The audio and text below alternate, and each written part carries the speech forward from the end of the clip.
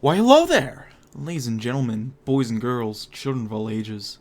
My name is DB333 and welcome to Hearts Round 4 of the New Order Last Days of Europe as the Republic of Komi. Now, in the last video, we started targeting the left. We're observing leftist paramilitaries right now. We also finished up on the little affairs of a National Assembly. So we're going to do the strike from the right. After this, get a new face going, and then we'll get to the interlude. And then we'll get one step closer to going after Tabby. Or going to get Tabby, I should say. The Army of the Republic has always been, in theory at least, an apolitical organism. Soldiers swear an oath to uphold the Constitution and defend the Republic from outside threat. Yet in practice, there is a revolving door between political paramilitaries and army garrisons. Many politicized youths join the army to learn the art of violence, only to seek further employment in the militias after their tour of service. Others join the army in between stints in the streets of a capital, often to let the heat die down after a recent militia clash. Today, a group of communist-leading soldiers have announced an unlimited strike to protest the government's violence against the far left. Why has the government gone back on its word and broken the truce with the communist parties? Why are noble men of the Republican Army sent to die for political bickerings? Asked the speaker to assembled soldiers. A chorus of indignation lifted up the question as policemen observed the public protest. Numbers are still coming in, but it seems that our initial guess that one-third of the army has communist leanings has proven accurate, down to 66% of its usual strength, and with all of its tank corps joining the strike, our army has been badly hit by the strike. Bring in the reserves. So let's go ahead and get the strike from the right. Even if they are helping us defeat the leftist threat, it seems the situation on the right has not developed to our advantage. While we have been dealing with the communist threat, it seems that the fascists have taken advantage of the opportunity to expand their influence and scope. Much like the left, talks of new graffiti, voter intimidation, and paramilitary assaults from Gumilov have spread throughout our political sphere, and show no signs of stopping anytime soon. A meeting must be called, and a plan to deal with this new threat must be drafted and carried out. Now that works for me. The barracks do not remain empty for long. Drill sergeants oversee push-ups and rifle drills as government bureaucrats monitor the inclusion of former right-wing paramilitaries into the army. The far left has inevitably protested recruitment of reactionary thugs into the army, depicting this as the latest example of the inevitable alliance between spineless capitalist liberals and reactionary fascists. These protests have been drowned out and turned by a tidal wave of outrage from parties ranging from social democrats to the far right. The communist thugs have deserted their posts in this hour of need, pointed out a fascist deputy, to a mixture of applause and jeers. The fascist paramilitaries are known to maintain their own strict standards of training and obedience. The new recruits are generally of excellent quality, yet many observers worry that by switching to the government's reliance on one set of political extremists to another, the Republic's safety has not been improved. How long until the new recruits agitate for their own purposes? They're better than Suslov.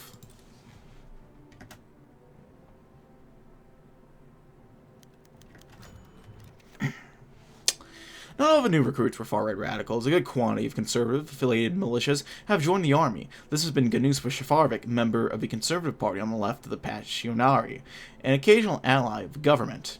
Now that his supporters hold a non-trivial position in the Republican Army, Shafarvik's political star, as tainted as it is by his association with Gumilov, has risen sharply.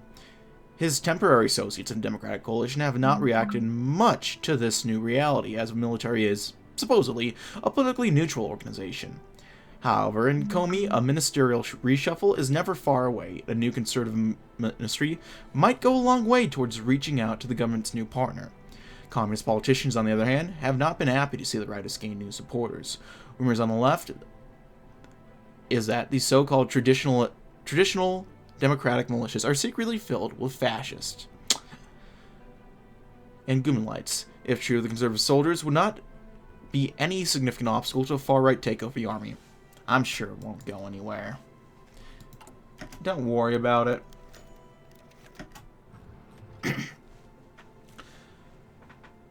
Alright, so this is talking about Suslov getting kicked out. Do I want to read this? Well, the left is going to lose their influence. I think I'll refrain from reading it this time. You guys can read it if you want.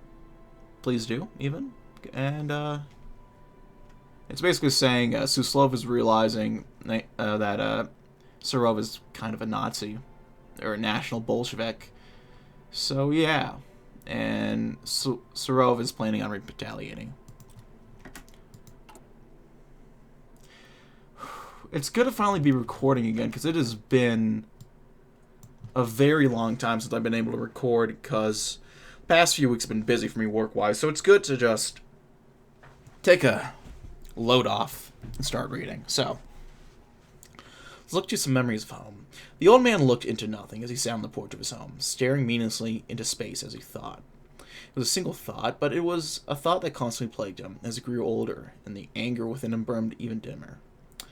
Once, a long time ago, he was Fritz Schmeckel, a young German boy. He was born in Stettin, his father a communist, and murdered by stormtroopers in 1932. That, the old man thought, was when the hatred began. The hatred only got brighter when he was conscripted in 1938 and forced to work for the very men who murdered his father. A humiliation, if there ever was one. They took him from his wife and children. Then the wave of Soviets began, and he saw an opportunity to help defeat the fascists who took so much from him in his home. He volunteered and quickly deserted, joining a communist partisan group. To avoid being known, he was rechristened that day as Ivan Ivanovich. Ivan Ivanovich was angry. Deeply angry. He was one of the best partisans out there. He must have helped destroy at least a full division's worth of men. That made the old man smile, but no matter how much he helped, no matter how much he killed, the fascists just kept pushing further and further and further, until Moscow itself was in their hands. And the passion for destroying fascism decayed with the partisans. But not to Ivan. He spent at least a decade making the fascist pigs pay for destroying his home and raping his adoptive one. Blowing up trains, assassinating important generals and leaders, but no matter what he did, they just kept coming. Now the hatred was missed by something deeper. Loneliness. He wondered what happened to his family. Was his wife killed, his children, or were they brainwashed just like the rest on his block? And the wondering wandered until fantasies played in his mind. And he continued to think his thought, the thought that plagued him day in and day out. And that thought was, I want to go home.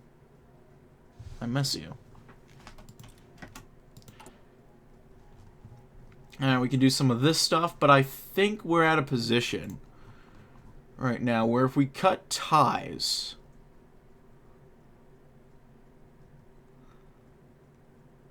we have a high level of commitment. Like all of Syktyvkar, the cemetery has been struck by the terror bombings. Just a few meters away stood a crater. The headstones and bodies that once lay there turned to dust.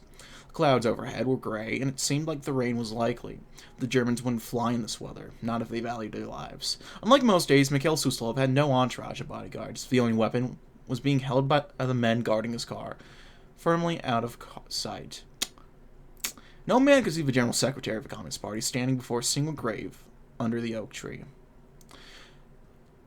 Yelizaveta had been the greatest thing to happen to Suslov, and she was gone. Suslov had not been surprised, but that didn't make it hurt any less. He'd been forced to watch his wife grow feebler and weaker as her illness progressed, powerless to intervene. Try as hard as he might, Suslov was no match against death itself. As the first drops began to fall around the grass around him, Suslov wiped his eyes and placed his flowers down next to her headstone. As the drizzle turned into a downpour, Mikhail Suslov left the cemetery in silence. Death is not the greatest loss in life. The greatest loss is what dies inside while we live. Fuck, why do you gotta make me feel bad for Suslov?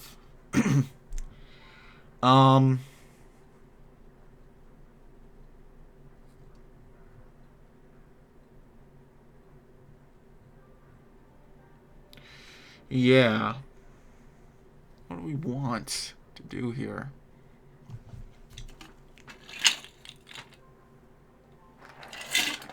Strike from the right. Komi's far right has always been a force to be reckoned with. Not as big as the government's democratic militias, nor as big as Suslov's web of far-left no-goodings. the fascist militias had still maintained a respectable fighting strength. Drilling their men frequently and accumulating as many weapons as possible, the far right had earned their place as the third pillar of Komi's defense force. From there, the fascist paramilitaries had adapted themselves well to the stalemate.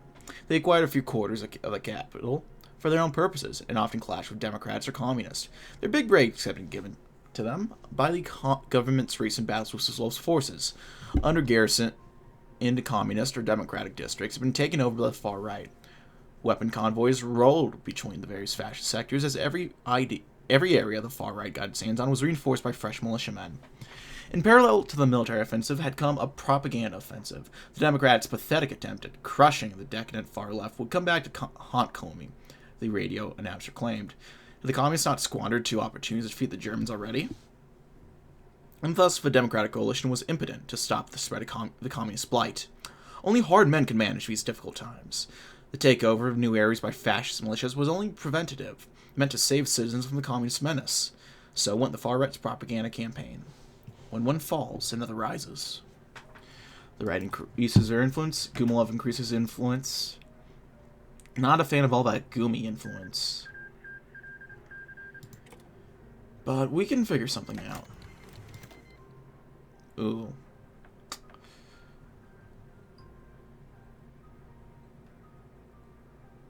The left of the DSNP is threatening to split.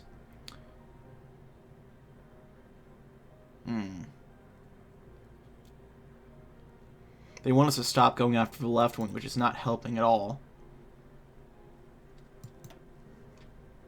Well, there's a new face. Apparently, due to our efforts to crack left, a split in the party has developed. Well, this is good for us, very much so. A conundrum has appeared. We do not know who's exactly splitting from communists. The person has already gained much influence in the party. That much is already known. Said person also was reportedly once a Lieutenant Suslov, but has broken away on his or her own accord. And whoever this person is now wields much power on the left. Anything about the new leader is derived from those three tidbits of information, and that is all. We must try to find out who this new contender is in the political game of Komi. And quickly, before this new splinter of left moves to attack.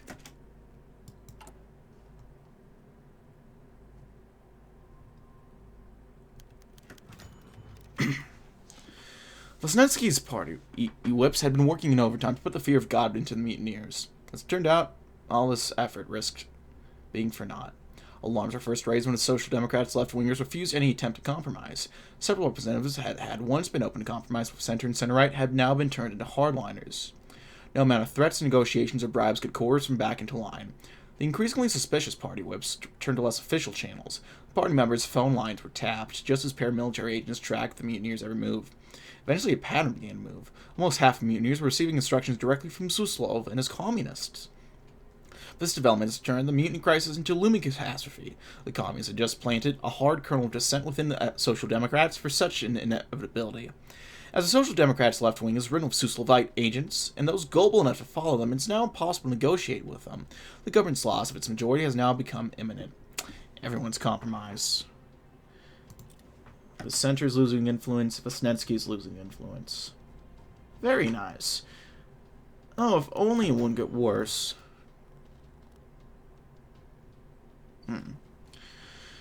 Zhdanov felt a little apprehensive writing this letter. There was always a thrill, a slight pang of fear upon jumping into the unknown. His partnership with Vesnetsky had been friendly all these years. It had been comfortable to slowly build up the Republic, as well as develop its Communist Party. But now the movement of Gumilov, Suslov, and the Democratic Warhawks required Zhdanov to step up his own game. Thus, his declaration of war as a request for peace. Vesnetsky would receive a humble proposal of peace. Would it not be better if the enemy's reaction united their forces to smash fascist paramilitaries? The end of the government's assault on the communist paramilitaries would prevent the fascists from gaining strength. It also safeguard the left's own manpower from Zhdanov. Enjoyed knowing the communists held significant firepower. One day, perhaps Suslov's grip would be wrenched from the paramilitaries, and their ownership would be transferred to Zhdanov. This development would have to wait, however. Before that would come the division of the Democratic Party, as the liberals and the conservatives would lash out against the Social Democrats for letting the communists go free. Lesnetsky would be a victim in an attempt to broker peace with the left. In this regard, the president might choose to reject peace. It would be a clever move, and the president was a clever man. Lesnetsky would never suspect his old mentor and longtime associate would dare burn up their partnership and reveal the president's ties to the left. Such a revelation would, of course, immediately hurt the president, but Zdanov suspected he wouldn't even have to go this far. After all, that wily snake Suslov had many trump cards to his own. Better let Suslov engineer a collapse of the government. That way Zdanov would keep his very best cards for a few more turns. The winner of the game, after all, might very well be the last man to make a move.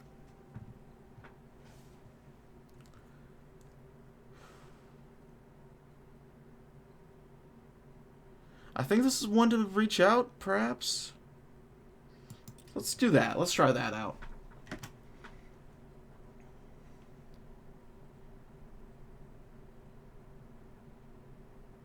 So the autosave clicked. Let's cut ties. Okay. No news from the president. Zdanov was not surprised. Perhaps a little disappointed to see his old partner choose to do this the hard way, but the communist politician knew the easy days were over. First order of business was to sever some more problematic ties with the president. He'd long exchanged information and other goodies with his partner as continuous proofs of goodwill. Now the trade would have to be cut back to keep the pressure on. The usual methods of communications would also be adjusted, aside from a few emergency channels. Wisniewski would soon see that the old days of continuous access to one another were a thing of the past. These few acts of keeping done, all Zdanov could do was wait. It was fairly certain Suslov would come up with a solution to the current fruitless battle between the communists. Wisniewski was a fool if he thought the status quo could continue endlessly in Komi's endless game of political espionage. The president might one day be shocked to learn that his democratic coalition is not as secure as he'd like. Speaking of which, Komi's Legislative Assembly began its meeting today barely above quorum. A vast number of deputies of the leading Democratic coalition failed to show up. Worryingly, almost all the members of the left wing of Wisniewski's Social Democrats. Party whips were also conspicuously absent in the early morning. The back corridors of the Legislative Assembly, the Democratic faction and insiders exchanged urgent whispers about the situation. In the afternoon, the missing deputies came in after lunch break. Without a word, the men and women of the assembly picked up their chairs and offices and dragged them to the communist side of the assembly. The rain of jeers and boos from their former Democratic colleagues did nothing to hinder their progress. The far right and far left observed the situation carefully. A few communists exchanged written memos, but none spoke publicly. Once the commotion was dealt with and the order was restored to the assembly, the Democratic coalition's majority no longer existed. Well, neither the communists nor the fascists made a case of it. The government now lived on borrowed time. At any moment, a vote of no confidence could go through to bring down the previously impervious Democratic coalition. We need help immediately. Call up Shafarevich. So Wisniewski is just kind of falling apart, isn't he? As Wisniewski penned sincerely Nikolai Wisniewski to his paper, he let out a sigh of relief.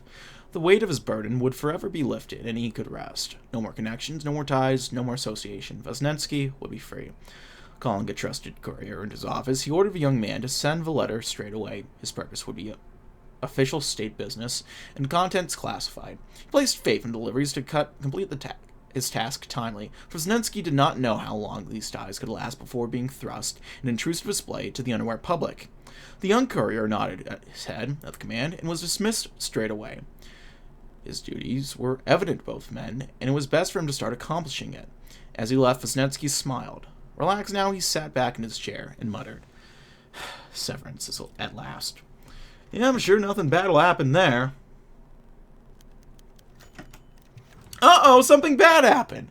Crisis engulfed Komi. Although this headline is not a new one, the details of a particular story of interest both the public and politicians alike. An unknown associate of Wisniewski has come forward with damaging information about him, in particular his connections with a certain radical socialist named Andrei Zdanov.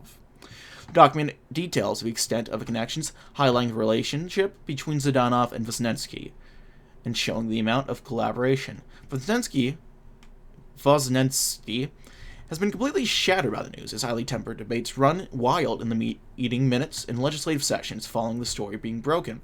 Wisniewski must now face the consequences of his actions. Has already come to a solution regarding how this mess will be handled.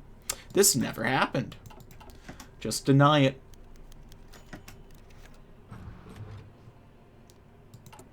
Some light blackmail. Excuse me. Let's see. Zdanov watched the key kettle heat up. The office's samovar had run out of water for the key, hence the politician had left his office to fetch some more. The gas flames licked the kettle, rendering it red hot in the badly lit communal kitchen. Inside the steel kettle, pressure was rising to a fevered pitch. The abandon of Social Democrats by the left wing had brought Komi's fragile status quo to the brink. Now the pressure was welling up within the Legislative Assembly as the Democratic coalition desperately searched for a pathway to new majority. Zidanov had not heard of Vesnetsky since the Sun betrayal. It was not difficult to imagine where the president's mind was at the moment. Rage at being undercut by the communist. Anguish at the thought of his ties with Zidanov coming to light. Now might be the best moment for Zidanov to push against the president, to weaken him further, before the left could bring a final breakdown of coalition. By threatening a full reveal of their connection, Zidanov could try to extract some concessions or another, such as a tax-free communist district. This would further weaken the president as exchange him from his allies, but the communist politicians knew that Vesnetsky was a proud man, and was equally likely to resist any further attempt at blackmail. That might prove another worthwhile scenario, for if the president refused further cooperation with Zidanov, he might not live the week politically. He surmised the Social Democrats' allies would not remain allies for long of a president that had brought their government to the abyss. The kettle's whistle brought Zidanov out of his reverie. Yes, his former protege was stuck in a pressure chamber of his own making. The least Zidanov could do was bring him out of it its first opportunity, or at least do so when it would be most profitable to his own ascension to the top. Absolutely not. Get out of here. The sound of whitewashing broadcast itself into an almost empty woods. As the shovel dug on, the briefcase stood firm in the silent moonlight breeze. The man could not help think of the circumstances that led to the point. He had obtained the documents, yes, he sent loyal assistants to take care of that.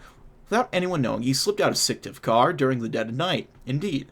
He had arranged it on an official private outing for the next few days, and he thought, at least, no one suspected the wiser. The waxing gibbous in a flashlight was the only sources reflecting on his face, yet on his soul reflected much. But his resolve was clear. He must not let this come to light, otherwise too much would be at stake. It was for the good of the Republic, he imagined, as the shovel did the last shoveling of the dirt. Bury it deep. We're going deep. Colston is almost about to get more influence. Vesnetsky placed his head down on the table. An unfortunate courier had delivered news of another set of documents revealed to the public. Not the first time the news was brought to him, Vesnetsky simply sighed and dismissed the messenger, muttering a cursed word to him under his breath. Ever since the evidence was disposed of, the Republic and Vesnetsky in particular, had been racked by yet another political crisis. This one, however, struck the party nerve to the limit. The anonymous source had not slumbered, as new documents and evidence are leaked daily to the party and the public. Suspicions of Vesnetsky, due to him not testifying and seeing less of necessity. Politicians loyal to him grow fewer by the day. In addition to this, rumors have surfaced of even further ties to Zidanov, to the point where both men would be comfortable with each other in a meeting, swapping jokes as a socialist revolution is plotted. While these are only rumors, they have still dented the reputation of the party and threatened to destroy the entirely the relative internal peace within the legislation chamber. Well, could it be unstoppable? I'll tell you something, the Social Democrats support is, Gentlemen and ladies of the party, the accusations that befall me are quite obviously untrue. Yet despite this, these rumors continue to flow and damage our wonderful republic. Due to this man is a traitor! Outburst the deputy, and the entire chamber erupts into chaos. The evident loss of trust in Vesnetsky within some sectors of the party continue to manifest itself until a screech drowns out the argument and brings order to the room again. Holding his microphone, Vesnetsky continues. Now, these rumors are false, yet they damage us. We cannot allow the source of these rumors to continue to be shrouded in darkness. An investigative committee must and will be formed. This investigation will encompass any suspected spreader of these rumors. Whoever it is, we will find them, and justice will be served. The members, coincidentally Vesnetsky's most trusted advisors, have already been selected, and the investigation now begins. Come out, come out.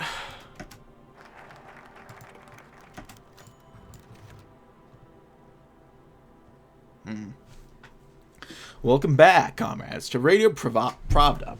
My name is Roy Medvedev, your humbly elected deputy of the Communist Party, and your host for today. This occasion is special indeed, for I am joined by my fellow deputy and comrade Svetlana Bukarina, who has graciously allowed us to conduct an interview. Oh, thank you, Comrade Medvedev. It is an honor to be here. Now, Comrade Bukharina, what exactly brought the esteemed daughter of Nikolai Bukharin himself to a place like Komi? Well, for the longest time, all I did was drift with the breeze. I lost track of everyone I had known in the collapse, even my own father.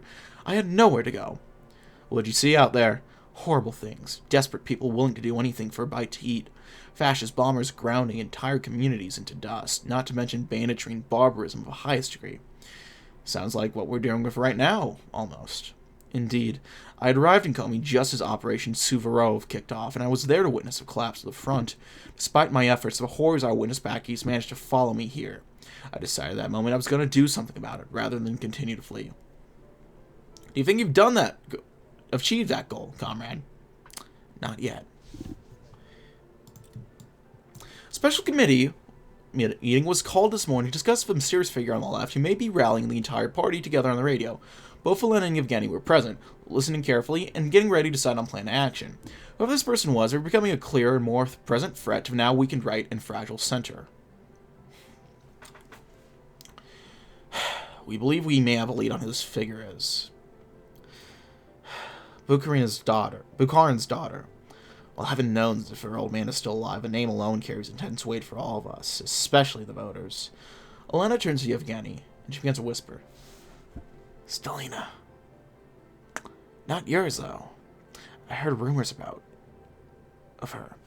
Didn't even think she was a real person. She's one of those populist types. If she comes around here and charms over some of the left voters' base, a good fight will be had.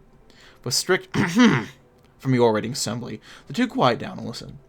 Nevertheless, around the rumors and speculation, we must crush this rising star before they crush us. All in favor? Aye. Well, it's time for the interlude. 28 days. Seems, if only for a temporary bit of time, things have finally calmed down again. The plotters have retreated out of the public eye, most likely so that they can continue plotting in the dark. The streets have become tranquil, and the legislative sessions are less and less chaotic. There is, however, a reason for this calm. Soon democracy will once again be tested in every election throughout the Komi Republic. Each and every faction that wishes to see their leader in power must plan and consolidate, calculating public support and paramilitary control of areas. The time of the movement has ended. The time of strategizing has begun.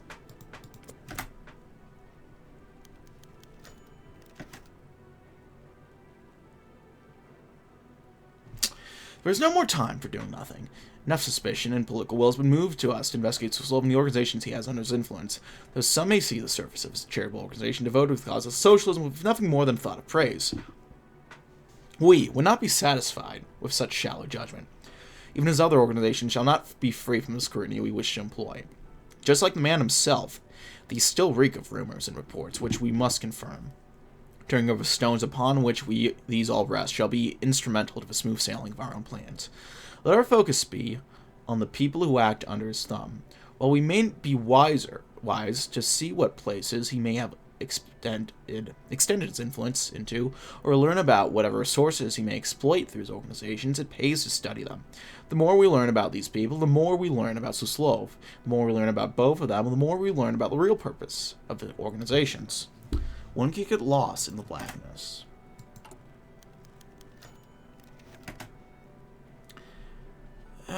Pause if you want to read this one. Bukharina's doing very well. That's really the big thing. Increase in libertarian socialism, which is pretty negligible to begin with anyway. Vosnensky's investigative committee glanced at each other with suspense. Progress has been minimal so far in the investigation, and no leads produced conclusive results. The tension was shattered with the bursting of a door and the rushing of a committee member in the room. The damn Soviet bastards! They're watching us!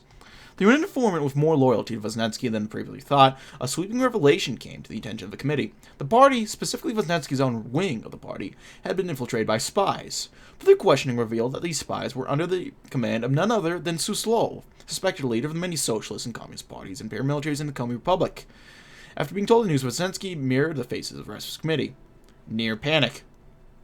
The decision had to be made quickly in order for the agents not to find out. Crack immediately on them, or wait and see what to do next. Drop the hammer. Drop the fucking hammer right now.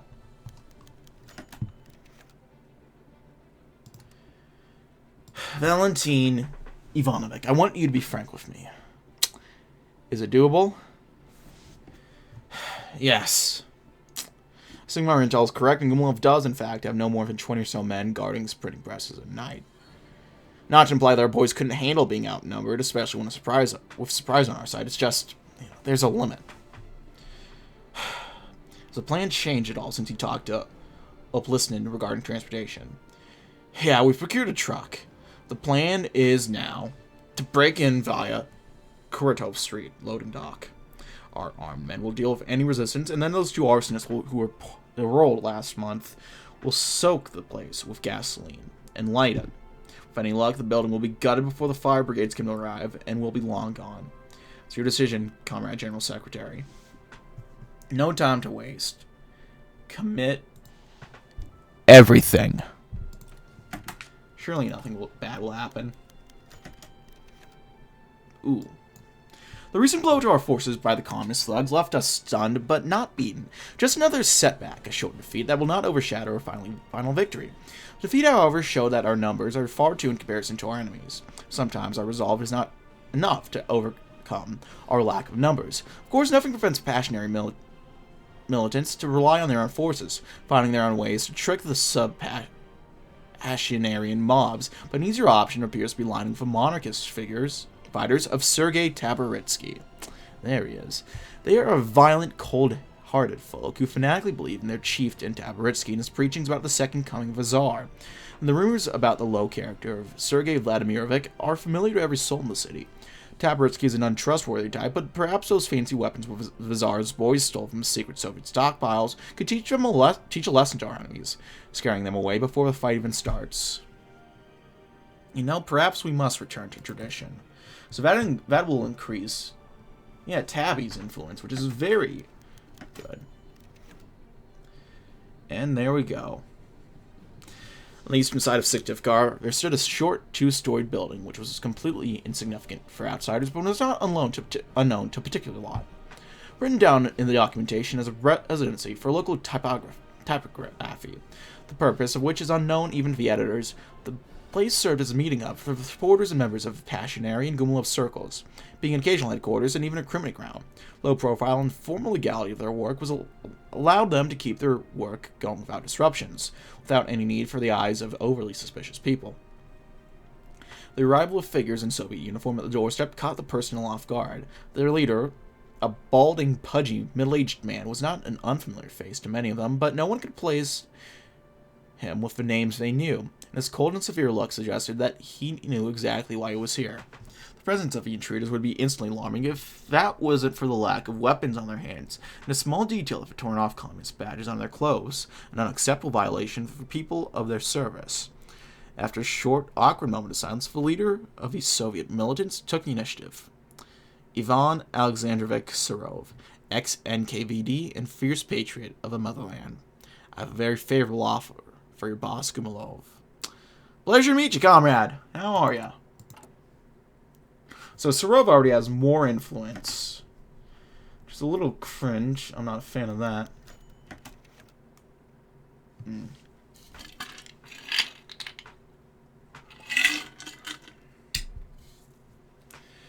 After the events of the previous session, it's just Starlina urging Kant. I kind of want to get more into the Komi Taboritsky events, so I'll just say she's basically saying we need to screw them over and destabilize them because she'd do the same thing. And you know what? She isn't wrong. Anything to weaken the center. After a prayer, he crossed himself and turned on the lights. He sat at his desk and opened a letter which he just received an hour ago. Taboritsky wanted to attend to other affairs, but he believed it important to read this first. Dear Taboritsky, I hope you're doing well. I wish you a good morning and hope your men are doing well. I hope that we both, despite our differences, are able to set these aside and come together as friends. I say this with interest in the success of your endeavors as well as my own. If it does not give you too much reason to object, I hope you will will consider my request for assistance of some of your men.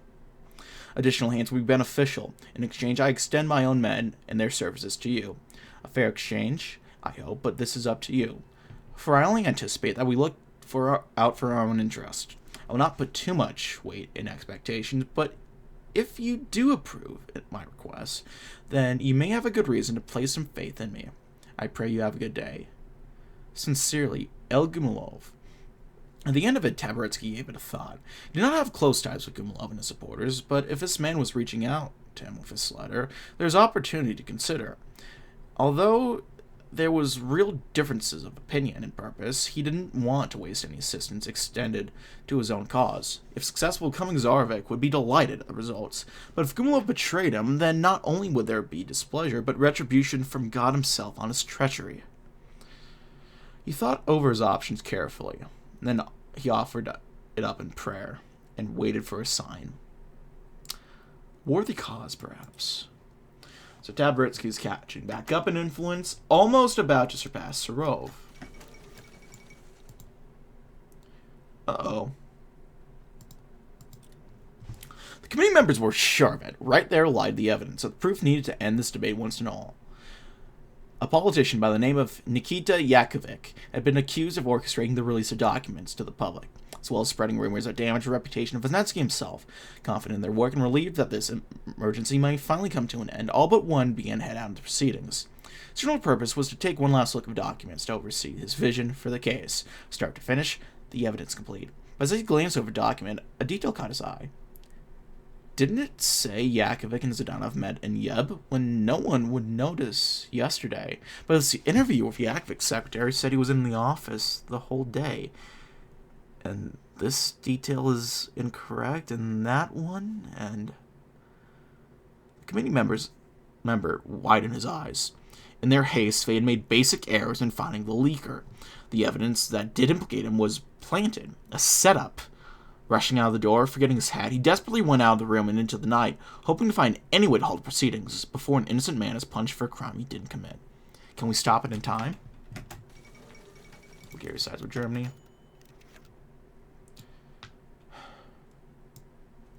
Overwhelming firepower. That's how we'll destroy these leaks. If it's damn Germans were able to destroy the Soviet Union with it, I say it'll work well here.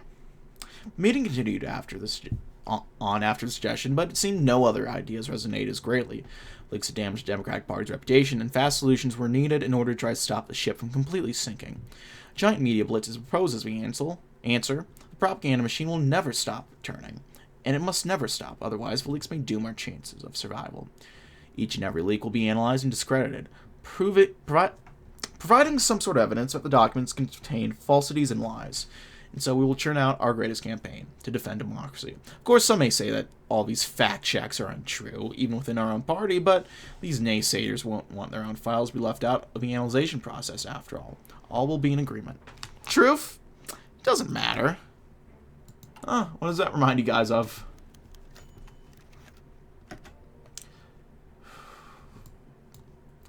Serov's gaining some influence, Nat Soch approval. Basically,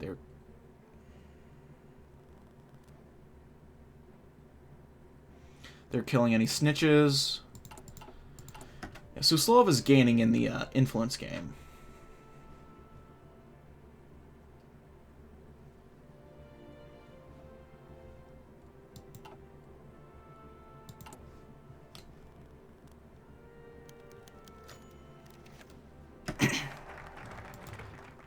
Another vodka, Comrade Barman.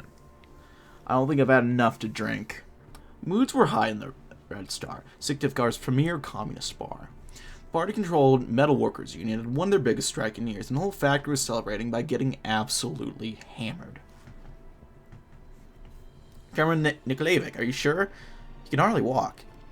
We don't win every day now, do we? I plan on abusing my liver at least a few times before the fascists have me against a wall. Another man, clearly drunk, shouted, "The Passionists aren't too bad. Comrade Serov was right. It's the liberals who need to be shot." Mention of Serov was de facto forbidden. What the fuck did you just say, you reactionary prick? Serov would kick your ass for that, and so will I! With that, he threw a punch at the Order Socialist, who responded by tackling him off his feet and into a table. A heavy-set metal worker tried to tear the man off Nikolaevich, but mostly managed to knock chairs over as he clung on tightly, throwing punches all the while. Nikolaevich, for his part, was too drunk to feel or counter the hits, and he cursed out his assailant. A noise complaint brought the police, and the barman went out to greet them. The cops here were in deep with the party. It's a fight over revisionism, officers, nothing to worry about. I completely understand, comrade. Just try to keep it aside. With that, they left, and his patrons indoors eventually succeeded in chasing the Servite out of the establishment, celebrating the toast to Lenin. Hammered and sickled. Is that a new event? Because that's a pretty good one.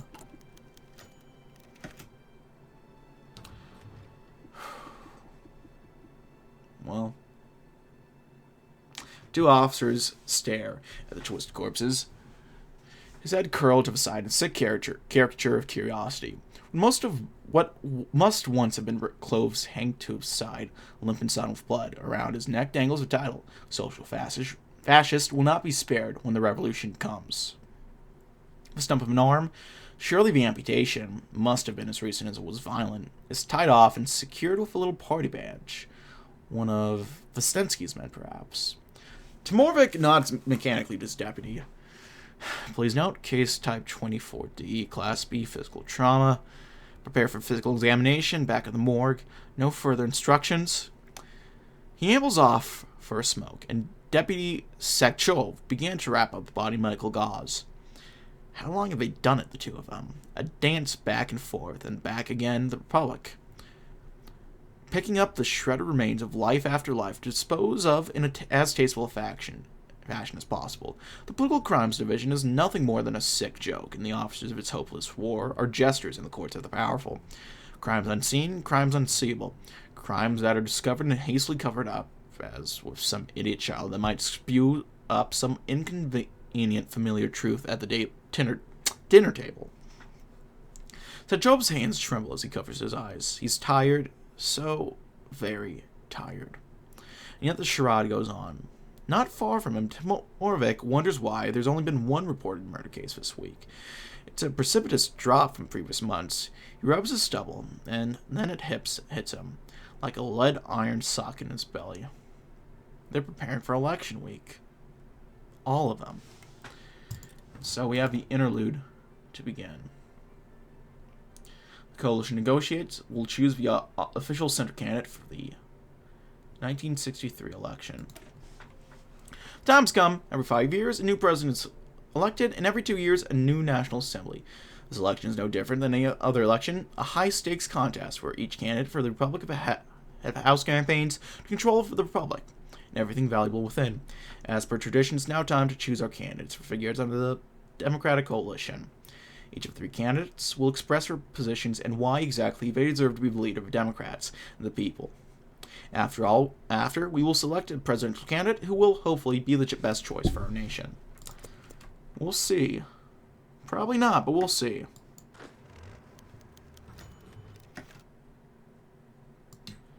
The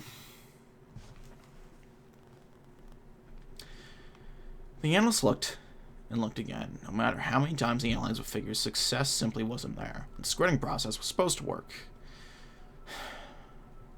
Wasn't it? They said this was a bright idea, and yet those numbers say otherwise. Should he burst the bubble? He thought about it. Despite his fearfulness of consequences, he figured the party deserves to know the truth. No matter what it says. He called up his supervisors over and showed him paper. We have the problem. This poll given to us by an analyst shows our number of support is dropping. Not by a lot, mind you, but still enough to be concerning.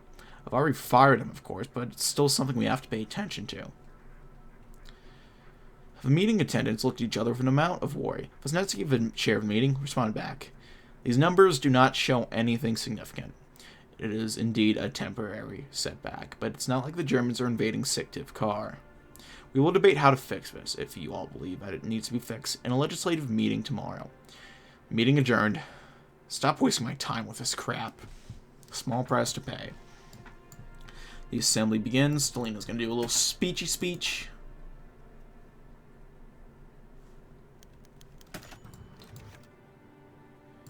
I'll pause and let you read it if you want. Same with this one. Let's side with Vosnetsky here. And I think I'll wait for 3, 2, 1. Alright, I'm gonna have to cut it here, ladies and gentlemen. Thank you as always for watching, however. If you like this video, leave a like. If not, feel free to dislike. And want to see more of this content in the future, hit the sub button for more uploads every weekday, as well as every Saturday. If you have any comments, feedback, concerns, any sort, leave in the comment section below. I read all comments I get. Appreciate any all feedback you might have for me. If you want to chat, play games, anything of the sort, check out my Patreon. If you want to send a few bucks my way, check out my Patreon. If you want to see me do the sort of life, I have a Twitch, all of which are down in the description box below. That's it for now, ladies and gentlemen. Thank you as always for watching, and I'll see you guys next time. Goodbye.